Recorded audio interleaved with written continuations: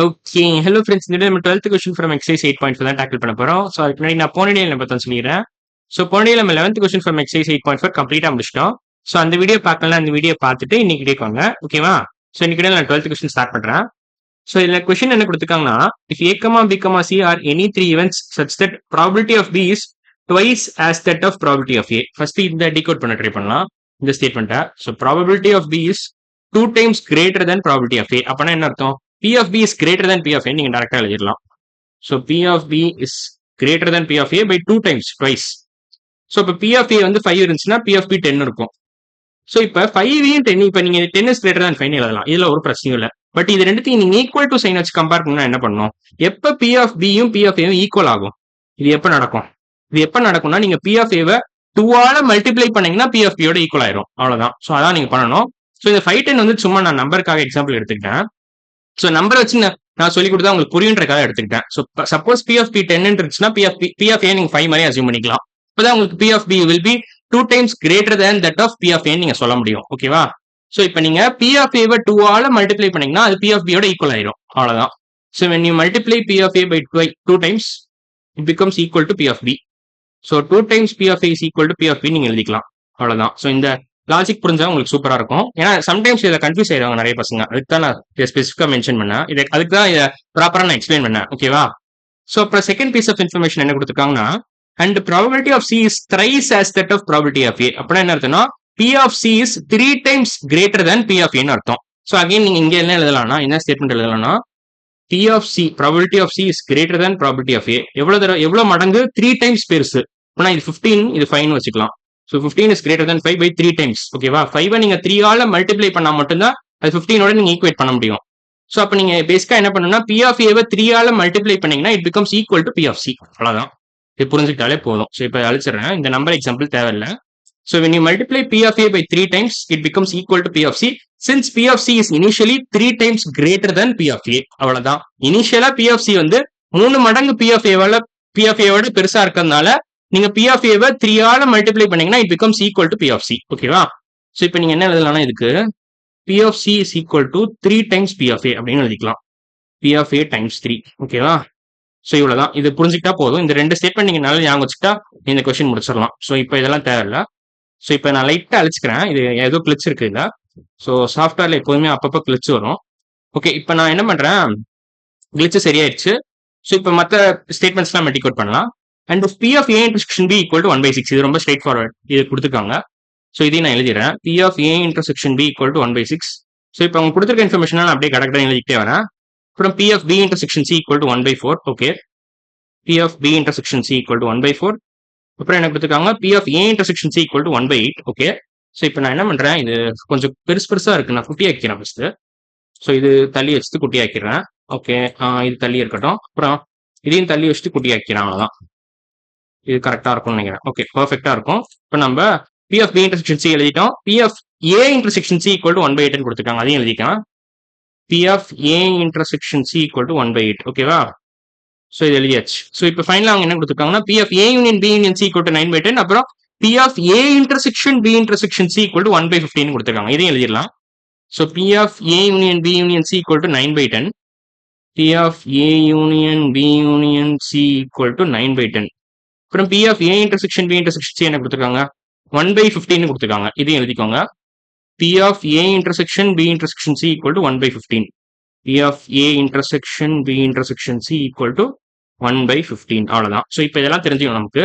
So இப்போ நம்ம என்ன பண்ண போறோம்னா P of A union C equal to P of A plus P of B plus P of C minus P of A intersection B minus P of B intersection C minus P of A intersection C plus P of A intersection B intersection C அப்படின்ற formula use பண்ண போறோம். அப்படின்ற formula நீங்க apply பண்ணீங்கன்னா இந்த question டக்குன்னு முடிச்சிடலாம். அவ்வளவுதான். ஸோ ஒன்ஸ் அதை அப்ளை பண்ணீங்கன்னா உங்களுக்கு P of A கிடைச்சிரும். ஏன்னா நம்ம என்ன பண்ண போறோம்னா P of B யும் P of C யும் in terms of P of A எழுத போறோம். ஏன்னா நமக்கு P of B equal to 2 times P of A கிடைச்சிருச்சு.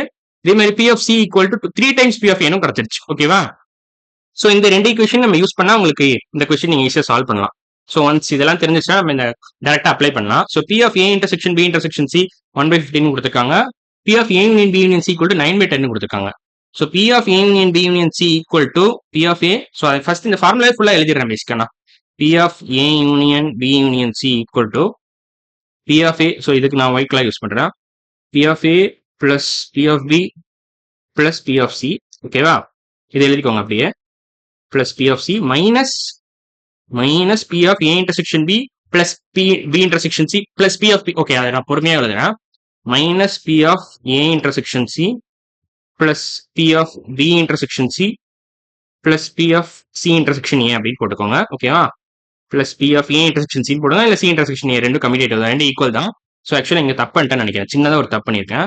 ஏ இன்டர்செக்ஷன் பின்னு எழுதணும் இந்த இடத்துல, ஏ இன்டர்செக்ஷன் சின்னு எழுதிட்டேன். A intersection B, B intersection C, A intersection C. இப்போ நீங்கள் ப்ராக்கெட் க்ளோஸ் பண்ணிக்கலாம், அவ்வளோதான். ஸோ இப்போ plus P of A intersection B intersection C ஃபைனலாக எழுதிக்கலாம், அவ்வளோதான். Plus P of A intersection B intersection C. ஓகேவா, ஸோ இதெல்லாம் போட்டாச்சு. ஸோ இப்போ இது இப்படி இருக்கட்டும். ஸோ இப்போ பி ஆஃப் ஏ என்ன கொடுத்துருக்காங்க, 2 டைம்ஸ் பி ஆஃப் ஏ அப்படியே இருக்கட்டும், பி ஆஃப் ஏ அப்படியே வச்சுக்கோங்க. பி ஆஃப் பி வந்து நீங்க 2 டைம்ஸ் பி ஆஃப் ஏன்னு எழுதலாம். ஸோ இதுக்கு பதிலாக நீங்க 2 டைம்ஸ் பி ஆஃப் ஏன்னு எழுதிக்கோங்க, 2 times P of A. P of சிக்கு பதிலாக நீங்க 3 டைம்ஸ் பி ஆஃப் ஏன்னு எழுதலாம், 3 டைம்ஸ் பி ஆஃப் ஏ, அவ்வளோதான். ஸோ இப்போ 3 times P of A plus 2 times P of A plus P of A என்ன வரும், 2 plus 3 5 times P of A plus P of ஏனா 6 டைம்ஸ் பி ஆஃப் ஏன்னு வரும் ஃபைனலா.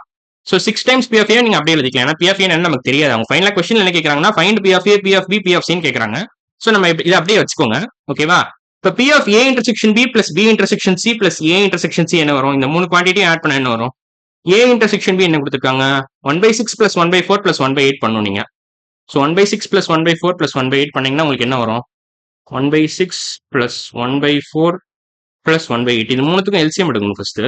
ஸோ இது என்ன பண்ணலாம், 4 பிளஸ் 6 என்ன வரும். ஸோ இது டேரக்டாவே நம்ம இல்லை, இன்ஃபேக்ட் இதையும் ஃபர்ஸ்ட் ஆட் பண்ணிடலாம். ஸோ 2/8 பிளஸ் 1/8 என்ன வரும்.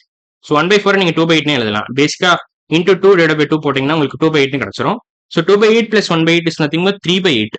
ஸோ 3/8 நீங்க 1/6 இப்போ ஆட் பண்ண போறீங்க. ஓகேவா, ஸோ 3/8 பிளஸ் 1/6 என்ன வரும், 3/8 பிளஸ் 1/6.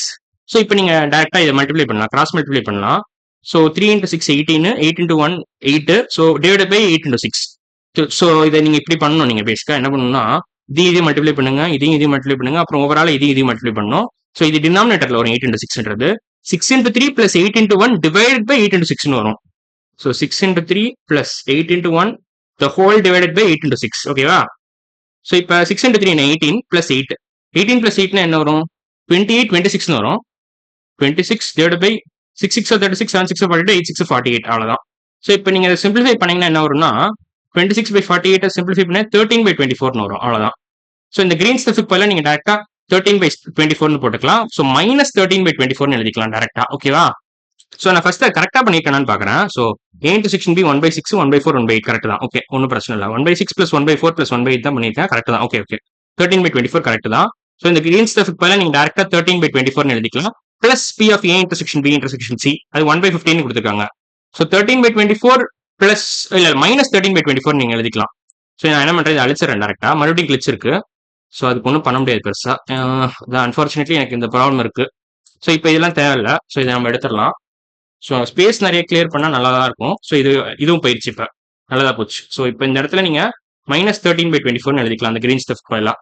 ஸோ அந்த minus P of A intersection B minus P of B intersection C minus P of பேசிக்கா இந்த ஸ்டெஃப்க்கு பதிலாக நான் பேசிக்கா மைனஸ் 13/24 எழுதிக்கலாம்.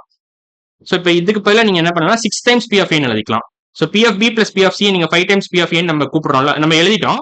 ஸோ பிளஸ் பி ஆஃப் ஏன்னா 6 டைம்ஸ் பி ஆஃப் ஏன்னு வரும். So P of A union B union C equal to 6 times P of A minus 13/24 plus 1/15, அவ்வளோதான். ஏன்னா இதுக்கு பதிலாக நீங்க 1/15 டேரக்டா சப்ஸ்டியூட் பண்ணிக்கலாம்.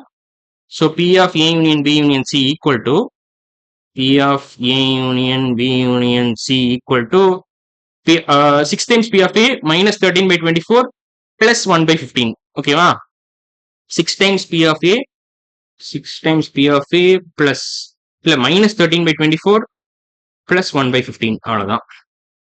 ஸோ இது அப்படியே இருக்கட்டும். P of A union B union C என்ன போட்டிருக்காங்க, so P of A union B union C equal to 9/10 கொடுத்துருக்காங்க. ஓகே, இதையும் நீங்க அப்படியே வச்சுக்கணும். ஸோ இதுக்கு பதிலாக நீங்க டேரக்டா 9/10 எழுதிக்கலாம். ஸோ இந்த இடத்துல 9/10 எழுதுங்க. So 9/10 equal to 6 times P of ஏன்னு வச்சுக்கோங்க. P of A minus 13/24 plus 1/15. Okay, so இப்போ இதை மறுபடியும் சிம்பிளிஃபை பண்ணணும். ஸோ அப்போதான் உங்களுக்கு ஆன்சர் கிடைக்கும். ஸோ பெரிய சம்மா தான் இருக்கு, இது கொஞ்சம் பெரிய கொஸ்டினா தான் இருக்கு. ஸோ மறுபடியும் நான் என்ன பண்றேன், ஸ்பேஸ் கிளியர் பண்ணிக்கிறேன், அவ்வளவுதான். Okay, so 9/10 equal to 6x minus 13/24 plus 1/15. So இதை நம்ம பொறுமையாக தான் போடணும். ஸோ இதை பேசிக்காக இந்த பக்கம் இது ரெண்டுத்தையும் நீங்க இங்கே ஷிஃப்ட் பண்ணணும். இது ஆர்ஹெச்எஸ்ல இருக்கிற இந்த ரெண்டு டேர்மையும் நீங்க எல்ஹெச்எஸ் கொண்டு போகணும். So 6 times P of A equal to 9/10 plus 13/24 minus 1/15 வரும். பிளஸ் 13/24 மைனஸ் 1/15 அவ்வளோதான். ஸோ இப்போ சிம்பிளிஃபை பண்ணி நீங்க ஆன்சர் கிடைச்சா உங்களுக்கு பி ஆஃப் ஏ கிடைச்சிரும். இந்த ஈக்குவேஷன் நீங்க ஒழுங்கா சால்வ் பண்ணீங்கன்னா ஒன்ஸ் பி ஆஃப் ஏ கிடைச்சிருச்சுன்னா நீங்க இந்த ரெண்டு ஈக்குவேஷனையும் சால்வ் பண்ணி நீங்க பி ஆஃப் பியும் பி ஆஃப் சியும் கிடைச்சிரும். ஸோ அதான் ஐடியா. அதான் நம்ம இம்ப்ளிமெண்ட் பண்ண போறோம். அந்த பிளான் தான் நம்ம இம்ப்ளிமெண்ட் பண்ண போறோம். ஓகேவா? ஸோ 9/10 பிளஸ் 13/24 எப்படி போடுறது? கொஞ்சம் யோசிச்சு தான் போடணும் இதுவும். So 9/10 plus 13/24 minus 1/15. ஓகே, வேற ஏதாவது இங்க ட்ரிக் பண்ண முடியுமா? ஓகே, நீங்க 120 நீங்க எல்சிஎம் எடுத்தீங்கன்னா நீங்க இந்த கொஸ்டின் போட்டுடலாம். அதான் ஐடியா. 120 நீங்க எல்சிஎம் எடுத்தீங்கன்னா இந்த கொஸ்டின் போட்டுடலாம். ஸோ 9/10 நீங்க வந்து 120, ஆமா 120 எல்சிஎம் எடுத்தா போட்டுடலாம். ஸோ 120 தான் எல்சிஎம் ஆக்சுவலா. 10, 24, 15 காமன் ஃபேக்டர் 120 வருது. காமன் மல்டிபிள் நினைக்கிறாரு எனக்கு தெரிஞ்சு. லோயஸ்ட் காமன் மல்டிபிள் பாத்தீங்கன்னா உங்களுக்கு 120 தான் வரும். 120 தான் வரும். ஸோ 9/10 நீங்க என்ன பண்ணணும்னா இன்டூ 12 டிவைட் பை 12 போடுங்க ஃபர்ஸ்ட். ஸோ அப்பனா உங்களுக்கு டினாமினேட்டர்ல 120 கிடைச்சிரும். நியூமரேட்டர்ல ஏதோ ஒரு நம்பர் வரும். ஸோ பேசிக்கா 108 வரும்னு நினைக்கிறேன். ஸோ ஃபர்ஸ்ட் நம்ம 9/10 நியூமரேட்டர்லையும் டினாமினேட்டர்லையும் 12ஆல மல்டிப்ளை பண்ண போறோம். இங்கேயும் 12, இங்கேயும் 12. ஓகேவா? ஸோ இப்போ உங்களுக்கு என்ன கிடைக்கும்னா 9/10 can be written as 108/120. First அதை வச்சுக்கோங்க. ஸோ இப்போ தேவையில்லாத நான் அடிச்சிடுறேன். இது ரெண்டும் இனிமேல் தேவையில்லை, அவ்வளோதான். ஸோ 9/10 போல நீங்க 108/120 எழுதிக்கலாம். ஸோ இப்போ நான் பேரலாக இங்கே எடுத்து வந்துக்கிறேன், அவ்வளோதான். ஸோ 13/24 நீங்க இன்டூ 5 டிவைட் பை 5 போட்டீங்கன்னா என்ன ஆகும்? ஸோ 13/24 நீங்க இன்டூ 5 டிவைட் பை 5 போட்டீங்கன்னா 13 into 5 என்ன வரும் ஆக்சுவலா? 13 into 5 130 divided by 2 போடலாம். 13 into 10 divided by 2 is the same as 13 into 5. So 65 வரும், அவ்வளவுதான். So 65/120 வரும் ஃபைனலா. 65 divided by 120 is the same as 13/24. So அதை நீங்க தனியா எழுதிக்கலாம். ஓகேவா? So 13/24 எழுதுறதுக்கு பதிலா நீங்க 65/120 எழுதிக்கலாம். ஸோ இதை தனியா வச்சுக்கோங்க.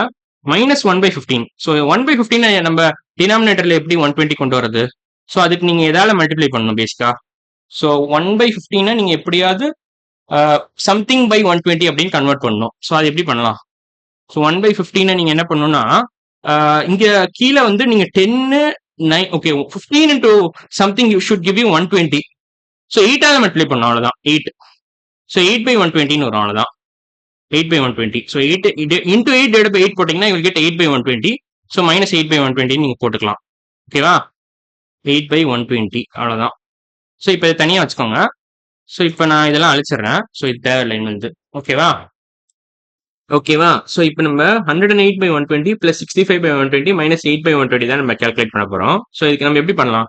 ஸோ இதையும் ஃபர்ஸ்ட் நம்ம கம்ப்யூட் பண்ணலாம். அதாவது இதையும் நீங்க பண்ணுங்க. ஸோ 108/120 பிளஸ் 65/120 பண்றதுக்கு பதிலாக இதையும் சப்ட்ராக்ட் பண்ணுங்க. அப்போ என்ன வரும் உங்களுக்கு? 108 மைனஸ் 8 டிவைட் பை 120 ஓவரால வரும் உங்களுக்கு. ஸோ நான் ஒழுங்காவே பண்றேன் உங்களுக்கு. 108/120 மைனஸ் 8/120 நீங்க பண்ணீங்கன்னா யூ வில் கெட் 100/120. ஓகேவா? இப்ப இதையும் ஆட் பண்ண போறீங்க. இதையும் ஆட் பண்ண என்ன வரும்? 165/120 கிடைச்சிரும். ஓகேவா? So 6 times P of A equal to 165 divided by 120 கிடைச்சிரும் ஃபைனலா. So 6 times P of A equal to 165 divided by 120 அவ்வளவுதான். ஸோ இப்போ இதை அப்படியே வச்சுக்கோங்க. இது நம்ம சிம்பிளிஃபை பண்ணிடலாம் டக்குன்னு. ஸோ 165 நீங்க எப்படி எழுதலாம்? 15 into 11 எழுதலாம். ஓகேவா? So 15 into 11 divided by 15 into 8 வரும், அவ்வளவுதான். So 120 can be written as 15 into 8. So இந்த 15 cancel ஆயிரும். 11/8 நீங்க போட்டுக்கலாம். So 6x வச்சுக்கோங்க. இதை x இப்போதைக்கு நான் x வச்சுக்கிறேன். ஏன்னா அப்பதான் ஸ்பேஸ் எனக்கு கொஞ்சம் ஈஸியா இருக்கு எழுதுறதுக்கு. So 6x equal to 11/8. அப்போ x என்ன வரும்? 11 divided by 8 into 6 வரும், அவ்வளவுதான். So 11 divided by 8 into 6. So நீங்க ஃபர்தரா சிம்பிளிஃபை பண்ணீங்கன்னா என்ன வரும்? 11 divided by 8 into 6 நீங்க எப்படி எழுதலாம்? 6 6 36, 7 6 42, 8 6 48. So 11/48 வரும். which is nothing but P of A, அவ்வளவுதான். ஸோ P of A கிடைச்சிருச்சு. இப்போ P of B வந்து உங்களுக்கு twice of P of A முதலே தெரியும். நான் இந்த ஈக்குவேஷன் இங்கே ஃபார்ம் பண்ணியிருக்கேன். ஓகேவா? ஸோ உங்களுக்கு P of B equal to twice of P of A தெரியும். அதே மாதிரி P of C equal to 3 times P of A தெரியும். ஸோ நீங்க சப்ஸ்டியூட் பண்ணீங்கன்னா உங்களுக்கு ஆன்சர் கிடைச்சிடும். நமக்கு P of A தெரியும். So 2 times P of A என்ன வரும்? P of B. So 2 times P of A equal to P of B நீங்க போட்டுக்கலாம்.